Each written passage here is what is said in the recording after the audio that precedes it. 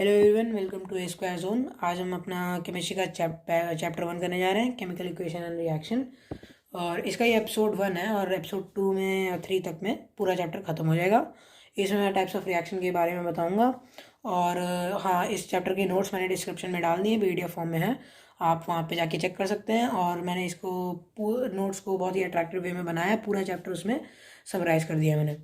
तो अपना chapter start करते हैं हम। तो सबसे पहले जो आई बात वो होती है कि रिएक्शन क्या होती है।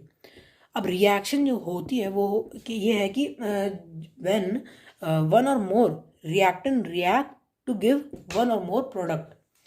इसका मतलब मैं बताता हूँ, जैसे एक या उससे ज़्यादा रिएक्टेंट जब रिएक्ट करते हैं आपस में और एक प्रोडक्ट बनाते हैं, वहाँ पे होती है हमारी एक केमिकल रिएक्शन। जैसे मैंने लिखी हैं यहाँ पे, जो 2 कार्बन और एक ऑक्सीजन है।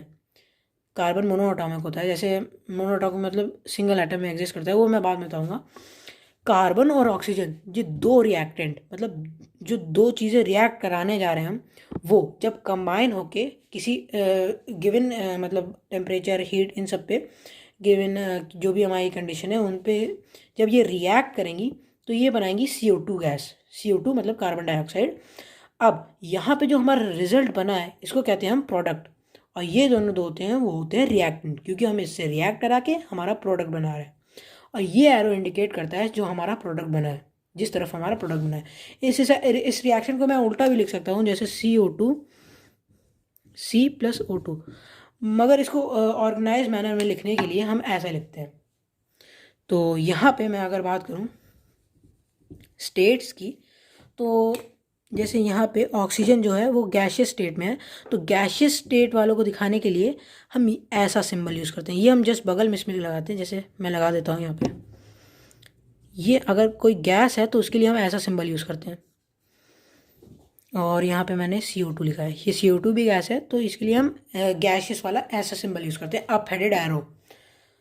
ये हो गया हमारे गैशियस की बात। अगर हम किसी सब्सटेंस को सॉलिड दिखाना चाहें, जैसे एक मैं एग्जांपल ले लेता हूँ, जैसे AgBr silver bromide gives Ag+Br। अभी मैं रिएक्शन को बैलेंस नहीं कर रहा हूँ। तो यहाँ पे जो हमारा AgBr है, मतलब एक सिल्वर ब्रोमाइड है, एक कंपाउंड है, वो सॉलिड स्टेट में है, मतलब सॉलिड फॉर्म में होगा। उसको हमने हीट किया तो ये हमें 2 प्रोडक्ट मिल गए। अब यहाँ पे जो हमारा रिएक्टेंट है वो एक ही है, अब इसको हम हीट करके 2 प्रोडक्ट में बना रहे हैं। वो हमारा फ़र्क नहीं पड़ता या एक है रिएक्टेंट या 2 है, हमारा उससे जो प्रोडक्ट बनेगा वो भी मतलब 1 या 2 हो सकते हैं। तो अब मैं इसके बारे में आपको और बताऊंगा। जैसे एक्वस क्या होता है।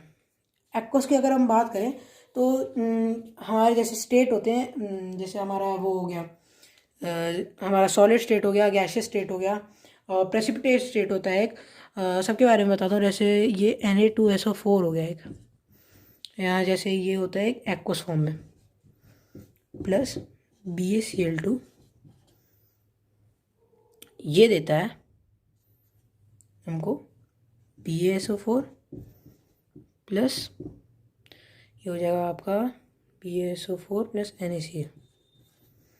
अब यहाँ पे जो हमारा BaSO4 होता है वो होता है सॉलिड फॉर्म में, और सॉलिड में तो होता है लेकिन वो प्रेसिपिटेट फॉर्म में भी होता है, मतलब नीचे बैठ जाता है। इसको मैं ऐसे भी बता देता हूँ। और सॉलिड के लिए एक और मैं इसको एक और एग्जांपल ले लेंगे हम। ये होता है एक्वस, एक्वस फॉर्म में होगा, और ये सॉलिड, ये प्रेसिपिटेटेड मतलब सॉलिड होगा और वो नीचे बैठा होगा। जैसे हम पानी लेते हैं, उसमें अगर हम सॉइल मिला देते हैं तो वो प्रेसिपिटेट होके मतलब थोड़ी देर बाद स्टिल अगर वाटर है तो नीचे आके बैठ जाती है। तो वहाँ पे जो प्रेसिपिटेट जो मतलब नीचे आके बैठ जाती है वो यहाँ पे BaSO4 मतलब बेरियम सल्फेट करता है। ये हो गई हमारी बात इसकी स्टेट्स की। अब अगर हम आगे बढ़ेंगे तो कुछ रिएक्शन होती हैं जिसमें हमें टेम्परेचर भी मेंशन करना पड़ता है। जैसे CO कार्बन मोनोऑक्साइड ले लेते हैं और हाइड्रोजन से रिएक्ट कराते हैं, तो ये CH3OH एक लिक्विड देता है। अगर लिक्विड स्टेट हमें दिखानी है तो L से हम डिनोट करेंगे। जैसे H2 हो गया अगर मान लीजिए हमारा, तो अगर लिक्विड स्टेट दिखानी है तो उसके आगे L लगा देंगे, मतलब लिक्विड स्टेट में हमारा। और अगर वहीं वो गैसियस स्टेट में, वेपर के स्टेट में, तो हमारा ऐसे लगेगा।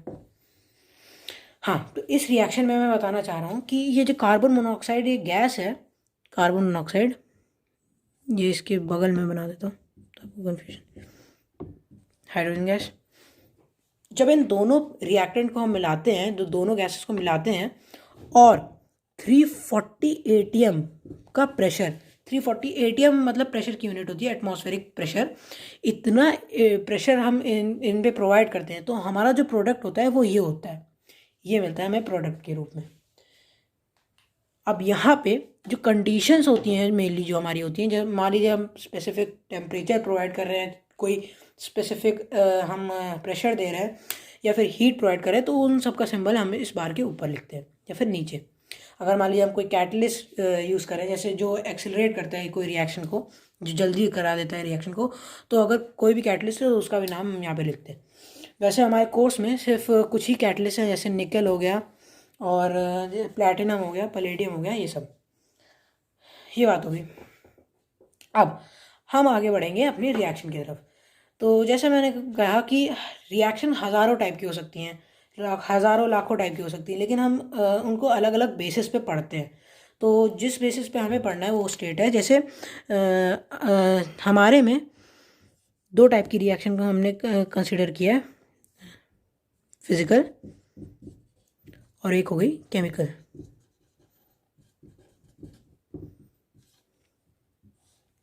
तो जो फिज़िकल के मेन पॉइंट्स होते हैं, जैसे इसमें कोई नया सब्सटेंस फॉर्म नहीं होता है। जैसे मैं अगर समझाऊँ तो जैसे अगर एक पेपर है, तो अगर मैंने उसके एक टुकड़े को फाड़ा तो जो टुकड़ा मुझे मिलेगा वो भी पेपर ही रहेगा, उसकी स्टेट चेंज नहीं हो जाएगी, मतलब उसकी फिजिकल प्रॉपर्टीज़ नहीं चेंज हो जाएगी, वो रहेगा पेपर ही। उसमें भी जो भी एटम्स, जिस एटम से वो भी बड़ा पेपर बना होगा, उसी एटम, सेम एटम से वो भी बना होगा, उसकी फिजिकल प्रॉपर्टी चेंज नहीं होगी। लेकिन फिजिकल प्रॉपर्टी चेंज हो जाएगी, मतलब केमिकल प्रॉपर्टी नहीं चेंज होगी। मतलब जहाँ पे किसी भी सब्सटेंस की फिजिकल प्रॉपर्टी चेंज हो रही है वहाँ पे हम फिजिकल चेंज बोलेंगे, और जहाँ पे केमिकल प्रॉपर्टी चेंज हो रही है वहाँ पे केमिकल चेंज बोलेंगे। जैसे टेयरिंग ऑफ पेपर, जैसे मैंने बता दिया। तो यहाँ पे जो पहला क्राइटेरिया होता है, no new substance, no new substances form. अब यहाँ पे जो पहला क्राइटेरिया होगा, यहाँ पे न्यू सब्सटेंस फॉर्म होगा। जैसे अगर मैंने उसी पेपर को बर्न कर दिया तो मुझे एक नया स्टेट मिला, ऐश। तो जो ऐश है, अब वो तो उसकी प्रॉपर्टीज़ डिफरेंट होंगी, जो पेपर होगा उसकी केमिकल प्रॉपर्टीज़ डिफरेंट होगी, वो स्मज हो जाएगा बहुत जल्दी, मतलब वो उसकी स्टेट अलग होगी उससे। तो यहाँ पे जो न्यू सब्सटेंस फॉर्म लिख देते हैं, न्यू सब्सटेंस। इसका दूसरा क्राइटेरिया हो गया, जैसे इसमें लेस हीट रिक्वायर्ड होती है और लेस हीट इवॉल्व भी होती है। मतलब इस रिएक्शन को कराने के लिए हमें लेस हीट देनी भी पड़ती है, और जब ये हो जाती है तब लेस हीट इवॉल्व भी होती है।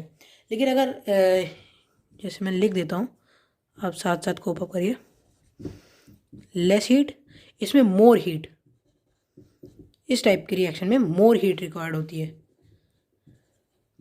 जैसे एग्जांपल मैं इसका अगर दूं, तो यहाँ पे अगर मैंने PbNO3 लिया, जिसे नहीं पता ये लेड नाइट्रेट होता है, इसको मैंने अगर हीट किया, हीट के लिए मैंने बताया ट्रायंगुलर सिंबल इसके ऊपर यूज़ करते हैं। अगर किसी सब्सटेंस को आपको हीट करना है तो यहाँ पे ट्रायंगुलर सिंबल होता है उसका हीट करने के लिए। तो ये बहुत सारे प्रोडक्ट में टूटेगा, जैसे PbO + NO2 + O2। तो यहाँ पे मैंने इसमें हीट प्रोवाइड की, और ज़्यादा हीट प्रोवाइड की, ताकि ये सब्सटेंस, ये जो कंपाउंड है, एक सिंपलर कंपाउंड्स में टूट जाए। तो यहाँ पे हमें ज़्यादा हीट प्रोवाइड करनी होती है, और यहाँ पे ज़्यादा हीट इवॉल्व भी होती है। इवॉल्व का भी मैं एग्जांपल देता हूँ, हीट प्रोवाइड और इवॉल्व दोनों को मैं मतलब समझाना चाह रहा हूँ। यहाँ पे हीट प्रोवाइड करना मतलब एक्सोथर्मिक, मतलब एंडोथर्मिक, हमने हीट प्रोवाइड की। तो यहाँ पे ये जो प्रोडक्ट था वो, रिएक्टर था, वो बहुत सारे प्रोडक्ट में टूट गया। और अगर हीट इवॉल्व हुई, मतलब जैसे मैंने पोटेशियम है, अब उसमें मैंने वाटर मिला दिया, तो यहाँ पे जो प्रोडक्ट बनेगा वो KOH + hydrogen + large amount of heat, ये बहुत ही विग्रेस रिएक्शन होती है। यहाँ पे बहुत सारी हीट, और कभी कभी बहुत ज़्यादा आग भी लग जाती है इस रिएक्शन में। ये बहुत ही विग्रेस वायलेंट रिएक्शन होती है, जहाँ पे बहुत सारी हीट इवॉल्व होती है। ये हो गई हमारी हीट इवॉल्व और हीट प्रोवाइडेड के बीच में डिफरेंस। तो हमने दो पॉइंट देख लिए, यहाँ पे नो न्यू सब्सटेंस, यहाँ पे new substance form, less heat required और इवॉल्व, मोर हीट रिक्वायर्ड और इवॉल्व। ये जो चेंजेस होते हैं वो रिवर्सिबल होते हैं, और यहाँ पे जो चेंजेस होते हैं केमिकल चेंजेस वो इरिवर्सिबल होते हैं। ये भी मैं एक एग्जांपल से बताता हूँ। पहले मैं लिख लूँ रिवर्सिबल, इरिवर्सिबल। जैसे मैंने पानी लिया, अब पानी को मैंने फ्रीज कर दिया एक आइस क्यूब में।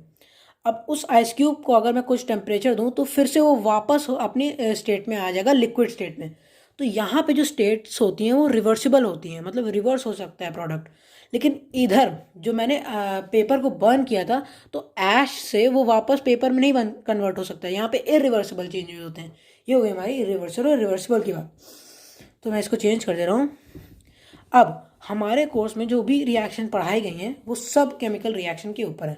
तो हम आप टाइप्स ऑफ केमिकल रिएक्शन पढ़ेंगे। तो सबसे पहली जो रिएक्शन हम पढ़ते हैं वो होती है कॉम्बिनेशन रिएक्शन। कॉम्बिनेशन रिएक्शन, इसका आप सीधे एक रूल याद कर लीजिए सबसे पहले कि यहाँ पे जो प्रोडक्ट होगा, प्रोडक्ट हमेशा 1 होगा। P1 ऐसे याद कर लीजिए, जो प्रोडक्ट होगा वो हमेशा 1 होगा। जैसे आपको वर्ड से ही समझ में आ रहा है कॉम्बिनेशन, तो यहाँ पे कोई चीज़ कंबाइन हो रही है, यहाँ पे कंबाइन हो रहा है। तो जैसे मैंने आपको एक रिएक्शन बताई थी C+O2 गिव CO2, नॉर्मल सी रिएक्शन। यहाँ पे दो जो रिएक्टेंट हो रहे हैं वो कंबाइन होकर एक प्रोडक्ट बना रहे हैं। तो यहाँ पे जो प्रोडक्ट होता है हमेशा 1 होता है। जहाँ पे भी आपको प्रोडक्ट 1 दिखे और दो रिएक्टेंट दिखे वहाँ पे हमेशा, मतलब most of the cases, ideal cases में वहाँ पे कॉम्बिनेशन रिएक्शन ही होती है। ये हो गई हमारी कॉम्बिनेशन रिएक्शन की बात। यहाँ पे प्रोडक्ट जो होता है 1 होता है। अगर इसी के जस्ट अपोजिट की बात कर लें हम तो होती है डीकम्पोजिशन रिएक्शन। डीकम्पोजिशन, अब इसी का उल्टा अगर रूल याद करें हम तो यहाँ पे रिएक्टेंट 1 होता है, वहाँ पे प्रोडक्ट 1 होता था, यहाँ पे रिएक्टेंट 1 होता है। जैसे मैंने आपको वही रिएक्शन बताई थी, इसी को दोहरा दे रहा हूँ मैं। PbNO3 का होल ट्वाइस, यहाँ पे हीट देंगे तो यहाँ हीट का सिंबल यूज़ करेंगे तो ज़्यादा प्रभावित रहेगा। वाह प्रभावित, हाँ। तो PbO + NO2 + O2, ये जो कंपाउंड था वो इतने में ब्रेक हो गया। अब यहाँ पे जो हमारा रिएक्टेंट था वो आपने अगर नोटिस किया होगा तो एक ही है। तो डीकम्पोजिशन रिएक्शन का जैसे हमें इससे भी वर्ड से समझ में आ रहा है, कोई चीज़ डीकम्पोज हो रही है मतलब टूट रही है, किसी में ब्रेक हो रही है। तो यहाँ पे जो कंपाउंड हो रहा है वो बहुत सारे कंपाउंड्स में ब्रेक हो रहा है, डीकम्पोज हो रहा है। तो यहाँ पे हम डीकम्पोजिशन रिएक्शन लिखते हैं। यहाँ पे जो रूल होता है वो रिएक्टेंट 1 होता है, वहाँ पे जो रूल था वो प्रोडक्ट 1 था। तो ये अपोजिट कंसिडर की जा सकती है। अब डीकम्पोजिशन रिएक्शन जो है उसके 2-3 पार्ट होते हैं। अब डीकम्पोजिशन तो मैंने जैसे हीट से बता दिया, एक तो हीट का हो गया। डीकम्पोजिशन मैंने फिर से लिख देता हूँ। अब डीकम्पोजिशन का पहला जो मैंने हीट वाला बताया था वो होता है थर्मल डीकम्पोजिशन। थर्मल मतलब हीट होती है, आप सिंपली समझ लीजिए थर्मल डीकम्पोजिशन मतलब हीट प्रोवाइड करके डिकम्पोज करना। अगर वहीं मैं दूसरी बात करूँ तो फोटोकेमिकल या फोटोलिटिक डिकम्पोजिशन होता है, जहाँ पे हम जो यूवी रेज का इस्तेमाल करके उनको जो मतलब रिएक्टेंट होता है उसको ब्रेक करते हैं। जैसे मान लीजिए मेरे पास एक रिएक्टेंट है AgCl। अब यहाँ पे मैंने बार लगाया और लिख दिया मैंने Cl2 गैस होती है प्लस Ag। अब जो Cl2 गैस होती है वो ग्रीन कलर की है। मैं चाहता हूँ आप कलर याद रखें क्योंकि क्वेश्चन में कई बार पूछ लिया जाता है। अगर AgCl को हमने ब्रेक किया फोटोलिटिक डिकम्पोजिशन से तो एक ग्रीन कलर की गैस निकली और एक प्रोडक्ट निकला सिल्वर। तो ग्रीन कलर की गैस का कभी कभी नाम पूछ लेता है X करके, तो मैं चाहता हूँ आप याद रखें। हाँ, तो यहाँ पर डिकम्पोजिशन जो होते हैं वो 3 टाइप के बेसिकली होते हैं। एक तो होता है हमारा थर्मल डिकम्पोजिशन जो हमने पहला पार्ट में देख लिया अभी, जो PbNO3 का होल इसको हमने हीट करके तोड़ा था। थर्मल मतलब हीट समझ लिया आप, हीट डिकम्पोजिशन। दूसरा टाइप हो गया हमारा फोटोलिटिक डिकम्पोजिशन। फोटोलिटिक डिकम्पोजिशन में हम फोटोलिटिक जैसे लाइट का यूज़ करके हम प्रोडक्ट को तोड़ते हैं। जैसे ये बहुत ज़्यादा सेंसिटिव प्रोडक्ट होता है AgCl। अगर यहाँ पे मैं UV रेज डाल दूँ, UV रेज या प्लैंक्स कांस्टेंट होता है वो रहने दिए आप, यूवी रेज होती हैं। अगर इन जो ये सब्सटेंस है, ये चाइना डिश में जैसे मान लीजिए रखा है, ये सब्सटेंस में जैसे ही यूवी रेज पड़ेंगी ये ब्रेक हो जाएगा Cl2 गैस और सिल्वर में। ये इतना ज़्यादा सेंसिटिव होता है कि जैसे ही इस पर यूवी रेज पड़ेंगी ये इसमें ब्रेक हो जाएगा। तो ये हो गई हमारी डिकम्पोजिशन का सेकेंड पार्ट, फोटोलिटिक डिकम्पोजिशन। अगर तीसरे पार्ट की बात करूँ मैं, इलेक्ट्रोलिटिक डिकम्पोजिशन, तो वहाँ पे इलेक्ट्रोलाइट से वो डिकम्पोजिशन होता है। उसको मैं डिटेल में आपको बताऊंगा नेक्स्ट पार्ट में, क्योंकि उसके लिए बहुत सारा सेटअप करना पड़ेगा। मैं आपको बहुत अच्छे से समझाऊंगा, आप उसमें मास्टर हो जाएंगे। अब आगे हम चलेंगे तो न्यूट्रलाइजेशन रिएक्शन आती है। हमारी जो नेक्स्ट रिएक्शन है वो न्यूट्रलाइजेशन रिएक्शन होती है।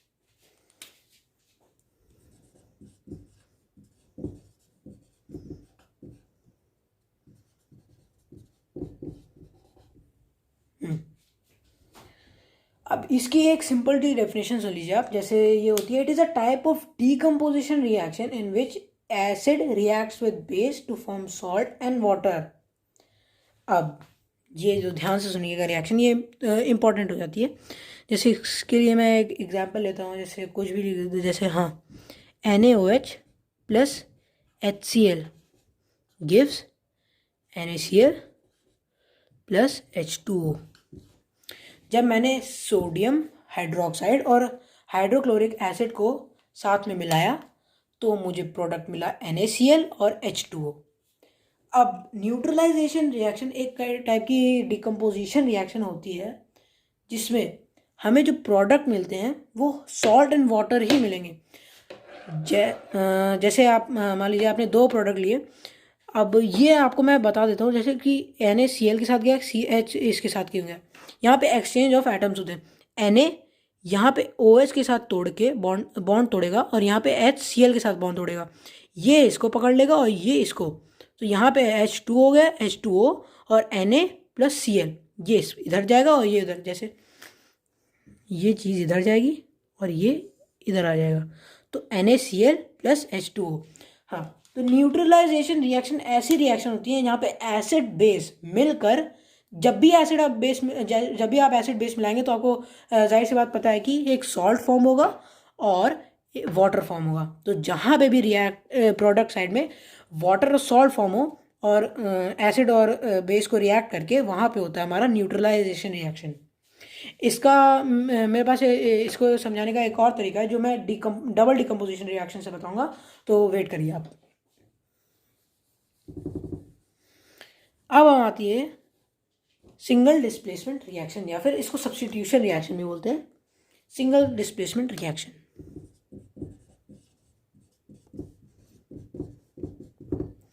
अब यहाँ पे इस रिएक्शन में आपको रिएक्टिविटी सीरीज बहुत अच्छे से आनी चाहिए। जो रिएक्टिविटी सीरीज होती है हमारी, उसमें जो रिएक्टिविटी सीरीज क्या होती है मैं बताता हूँ आपको। उसमें जो हमारे मेटल्स लिखे होते हैं वो रिएक्टिविटी के हिसाब से लिखे होते हैं, मतलब सबसे ज़्यादा रिएक्टिव कौन सा होता है, उससे कम रिएक्टिव, उससे कम रिएक्टिव। इसकी ज़रूरत इसलिए पड़ती है कि हम ये बोल सकते हैं रिएक्शन में कि जो ज़्यादा रिएक्टिव मेटल होगा वो दूसरे रिएक्टिव मेटल को उसके सॉल्ट सोल्यूशन से रिप्लेस कर सकता है अपने आप को। जैसे मैंने आपके लिए एक एग्जांपल ले लेता हूँ, जैसे Zn प्लस FeSO4। अब यहाँ पे जो जिंक होता है हमारा रिएक्टिविटी टेबल में, वो आयरन से होता है ज़्यादा रिएक्टिव, तो इसके सॉल्ट सोल्यूशन से ये इसको रिप्लेस करके अपने आप जुड़ जाएगा। जैसे इसका जो प्रोडक्ट बनेगा वो ZnSO4 प्लस Fe हो जाएगा। मतलब यहाँ से जो बॉन्ड तोड़ा इसने, तो ये इसके पास चला गया ZnSO4 के पास और Fe अलग हो गया। Fe यहाँ से टूट के अलग हो गया क्योंकि ये ज़्यादा रिएक्टिव होता था। अगर इससे कम रिएक्टिव लेते, जैसे मैंने ले लिया लेड ले लिया यहाँ पे, अगर मैंने लेड ले लिया जो कि Fe से कम रिएक्टिव है, तो यहाँ पे रिएक्शन नहीं होगी। यहाँ पे जो भी रिएक्शन होगी वो टेक प्लेस नहीं होगी। लेकिन अगर मैंने जिंक लिया जो कि इससे ज़्यादा पावरफुल है, रिएक्टिव है, तो यहाँ पे जो रिएक्शन टेक प्लेस होगी वो ये होगी, क्योंकि ये इसके सॉल्ट सोल्यूशन से हटा के खुद जुड़ जाएगा। ये हुई हमारी सिंगल डिस्प्लेसमेंट की बात। अब आप इसके रूल सुन लीजिए। यहाँ पे 2 रिएक्टेंट और 2 प्रोडक्ट ही होने चाहिए, नॉट मोर देन 2। यहाँ पे ध्यान से सुनिएगा इसको, ये हमेशा के लिए मैंडेटरी है। यहाँ पे हमेशा 2 रिएक्टेंट और 2 प्रोडक्ट ही मिलेंगे आपको, 2 रिएक्टेंट और 2 प्रोडक्ट। अब LHS साइड में, रिएक्टेंट साइड में एक एलिमेंट होगा और एक कंपाउंड। जैसे आपने देखा एलिमेंट मतलब जैसे Zn था,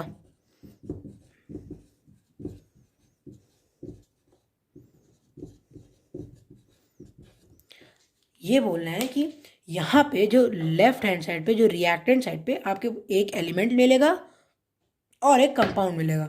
ये हो गया हमें एलिमेंट, ये हो गया कंपाउंड, ठीक है। और प्रोडक्ट साइड भी एक एलिमेंट और एक कंपाउंड मिलेगा। हाँ, तो इसको इसने रिप्लेस किया, तो ये अगर अलग हो गया फी, तो हमारा प्रोडक्ट साइड में भी एक एलिमेंट और एक कंपाउंड है। ये हो गई हमारी बात। और एक और रूल इसके लिए होता है कि रिएक्टेंट और प्रोडक्ट दोनों डिफर होने चाहिए, तभी होगी हमारी ये रिएक्शन। जैसे मैंने आपको अभी बताया था कि अगर मैं यहीं पे Pb प्लस FeSO4 कर दूँ, गिव्स FeSO4 प्लस Pb, क्योंकि यहाँ पे रिएक्शन होगी नहीं, तो सिंपलर हम सीधे यही लिख देंगे, नो रिएक्शन लिख देंगे, या फिर सीधे यही लिख देंगे।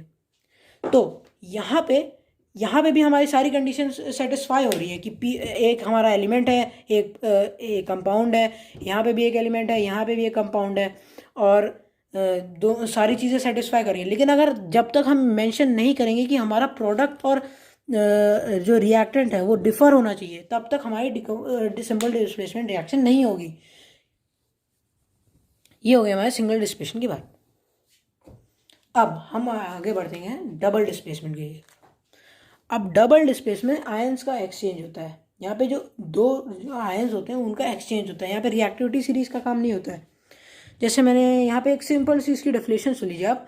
ये होता है एक type of reaction in which there is an exchange of ions between the reactants are called double displacement reaction. यहाँ पे सिर्फ आयंस का एक्सचेंज होता है। जैसे मैंने कोई भी, पहले मैं डबल डिस्प्लेसमेंट लिख देता हूँ।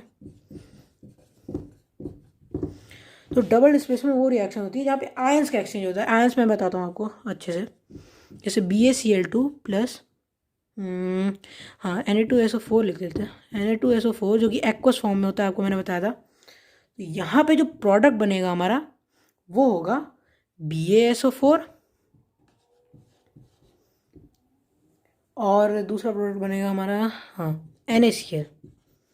ये करना बहुत आसान होता है। जैसे आपने यहाँ पे बॉन्ड तोड़ा, डबल डिस्प्लेसमेंट रिएक्शन को का प्रोडक्ट बनाना बहुत ही आसान होता है। जैसे आपने Ba और Cl2 से आप बॉन्ड तोड़ दीजिए और Na2SO4 से बॉन्ड तोड़ दीजिए। जैसे मैं दिखाता हूँ, यहाँ से बॉन्ड तोड़ दीजिए और यहाँ से, और इसको इसके साथ जोड़ दीजिए और इसको इसके साथ जोड़ दीजिए। और वैलेंसी का आप हमेशा ध्यान रखिएगा। जैसे Na की वैलेंसी होती है 1 और Cl की भी होती है 1, तो ये Na इसके साथ जाके NaCl बना लेगा, क्योंकि दोनों की वैलेंसी 1 होती है, तो वो NaCl नॉर्मल बन जाएगा। तो ये हमारा NaCl बन गया। और यहीं पे Ba की वैलेंसी होती है 2, क्योंकि यहाँ पे हमें दिख रहा है BaCl2 बना है, तो Ba की वैलेंसी 2 होती है, इसलिए यहाँ पे क्रॉस करके यहाँ पे 2 लिखा हुआ है। तो Ba और SO4 की भी वैलेंसी 2 होती है, क्योंकि यहाँ पे 2 लिखा हुआ है Na की क्रॉस करके। तो दोनों की जब वैलेंसी 2 होती है, तो ये यहाँ पे बन जाएगा BaSO4, क्योंकि दोनों 2 कट शॉर्ट हो जाएंगे। ये हमारे यहाँ पे जो मैंने आयंस की एक्सचेंज की बात की थी, वो ये आयंस होते हैं, ये एक्सचेंज हो जाते हैं। वही तो हुई यहाँ पे जो मैंने बताया आपको, ये दोनों आयंस एक्सचेंज हो गया, मतलब NaCl के साथ चला गया और BaSO4 के साथ चला गया, तो दोनों आयंस एक्सचेंज हो गए। यहाँ पे हमारी बन गई ये डबल डिस्प्लेसमेंट रिएक्शन, जहाँ पे दो डिस्प्लेसमेंट हो रहा है। ये इसको डिस्प्लेस कर रहा है और ये इसको डिस्प्लेस कर रहा है और एक दूसरे की जगह ले रहा है। ये हो गई हमारी डबल डिस्प्लेसमेंट रिएक्शन। अब इसके भी कुछ रूल होते हैं। यहाँ पे भी होता है कि there must be 2 reactant and 2 product. यहाँ पे भी सेम रूल है उसका। And both are the compound and on reactant and product side, मतलब दोनों प्रोडक्ट साइड और रिएक्टेंट साइड दोनों कंपाउंड ही होने चाहिए। वहाँ पे एक एलिमेंट और एक कंपाउंड था, और प्रोडक्ट में भी एक एलिमेंट और एक कंपाउंड था। लेकिन यहाँ पे जो कंडीशन है, दोनों मतलब रिएक्टेंट साइड भी 2 कंपाउंड होने चाहिए और प्रोडक्ट साइड भी 2 कंपाउंड होने चाहिए। ये हो गए 2 रूल। और तीसरा रूल जो इसका होता है, वो reactant and product side should differ, वो नॉर्मल वाला, कि अगर डिफर नहीं करेंगे तो दो रिएक्शन वाला भी हमें कंसीडर करना पड़ेगा, इसलिए हमारा डिफर करना चाहिए। अब हम आते हैं अपनी आखिरी रिएक्शन पे, जो है रिडॉक्स रिएक्शन। यहाँ पे बहुत लोगों को दिक्कत आती है, मैं इसको आसान तरीके से समझाऊंगा। रिडॉक्स में खुद 2 रिएक्शन छुपी हुई हैं, reduction and oxidation. Red ox, oxidation, reduction. तो यहाँ पे आप सिंपल पहले एक डेफिनेशन सुन लीजिए, आपको क्लैरिटी होगी। Redox is a type of chemical reaction in which is categorized by actual or formal transfer of electrons between the chemical species, most often with one species undergoing oxidation while the another goes into reduction reaction. ये आपको समझ नहीं आया होगा, मुझे भी पता है. अब यहाँ पे हम एक एग्जाम्पल से समझेंगे. जैसे मैं एग्जाम्पल ले लेता हूँ. जैसे पहले हम ऑक्सीडेशन को समझेंगे, दो एग्जाम्पल से समझेंगे. जैसे CU plus O2 gives CuO, और यहीं पे अगर दूसरा एग्जाम्पल लिख लूँ मैं, C plus O2 gives CO2. अब क्या आप देख पा रहे हैं कि यहाँ पे प्रोडक्ट क्या बन रहा है? Cu प्लस O2 मतलब कॉपर और ऑक्सीजन को मिलाया तो मैंने कॉपर ऑक्साइड बन गया. तो यहाँ पे जो Cu में ऑक्सीजन का एडिशन हो रहा है, आप देख सकते हैं. जैसे Cu में ऑक्सीजन का एडिशन हो रहा है. यहाँ पे अगर ऑक्सीजन ना होता, मतलब यहाँ पे ना होता तो ये डायरेक्ट यही होता CO. लेकिन यहाँ पे जो कॉपर में ऑक्सीजन का एडिशन हो रहा है वो होता है हमारा ऑक्सीडेशन रिएक्शन. जैसे इसके 3-4 रूल होते हैं. जैसे gain of oxidation atoms and reduction of hydrogen atoms. वो भी मैं रिएक्शन आपको बाद में बताऊंगा नेक्स्ट वीडियो में. इसके 3 मैं आपको यहाँ पे लिख देता हूँ. Gain of O2, reduction of hydrogen atom, या फिर या तो गेन ऑफ ऑक्सीजन एटम हो या फिर रिडक्शन ऑफ हाइड्रोजन एटम हो. ये दो क्राइटेरिया होते हैं. क्राइटेरिया तो और भी होते हैं, जैसे increment in oxidation number and gain of loss of electron. ये सब भी क्राइटेरिया होते हैं, लेकिन हमें वो पढ़ने नहीं है. यहाँ पे हमें सिर्फ 2 क्राइटेरिया पढ़ने हैं. या जैसे ऑक्सीडेशन में या तो गेन ऑफ ऑक्सीजन हो या तो रिडक्शन ऑफ हाइड्रोजन एटम हो. यहाँ पे गेन ऑफ ऑक्सीजन हो रहा है, जैसे यहाँ पे भी देख रहे हैं आप, C में O2 जुड़ रहा है तो CO2 बन रहा है. यहाँ पे गेन ऑफ ऑक्सीजन हुआ. ये हो गया हमारी ऑक्सीडेशन रिएक्शन. अगर हम रिडक्शन रिएक्शन की बात करें, रिडक्शन जैसे नाम से ही कुछ लग रहा है कि रिड्यूस हो रहा है कुछ. तो रिडक्शन में अगर CuO plus H2 on heating, heat यहाँ पे जब देते हैं तो ये बन जाती है हमारी Cu प्लस H2. अगर हम हीट करेंगे इसको तो वो Cu प्लस H2O बन जाएगी. अब यहाँ पे आप देख रहे हैं कि जब CuO था, अब यहाँ से ऑक्सीजन हट जा रहा है. यहाँ पे आप प्रोडक्ट साइड देखेंगे तो यहाँ पे ऑक्सीजन जो है वो हमारा हट जा रहा है. तो मतलब रिड्यूस ऑफ ऑक्सीजन एटम. यहाँ पे उल्टी कहानी चल रही है. यहाँ पे reduce in of oxygen atom and मतलब गेन ऑफ हाइड्रोजन एटम यहाँ पे होना चाहिए. ये दूसरी कंडीशन है, इसका एग्जाम्पल नहीं है, मैं आपको बता रहा हूँ. गेन ऑफ हाइड्रोजन एटम वहाँ पे जो था इसका सेम उल्टा. वहाँ पे मतलब gain of oxygen atom and reduce of hydrogen atom. यहाँ पे गेन ऑफ मतलब gain of hydrogen atom and reduce of oxygen atom. जैसे आपको यहाँ पे ऑक्सीडेशन से ही ऑक्सीजन का थोड़ा सा अंदाज़ा लग रहा होगा. तो यहाँ पे गेन ऑफ ऑक्सीजन होगी. तो गेन ऑफ ऑक्सीजन जैसे ही आपको पता चलेगी तो दूसरा स्टेप तो यही होगा कि लॉस ऑफ हाइड्रोजन एटम. आप दूसरे को तो उल्टा बना ही लेंगे. ये हो गई हमारी रेडॉक्स रिएक्शन, जिसमें 2 रिएक्शन पहले से ही छुपी रहती हैं. अब नेक्स्ट पार्ट में आपको मैं इसके मतलब सिग्निफिकेंस बताऊंगा. जैसे रिड्यूसिंग एजेंट और ऑक्सीडाइजिंग एजेंट, ऑक्सीडाइज प्रोडक्ट, ये सब इन सब के बारे में बात होगी. और कुछ मैं आपको वहाँ पे इंपॉर्टेंट चीज़ें भी बताऊंगा जो एग्जाम पर्पस से बहुत नेसेसरी हैं.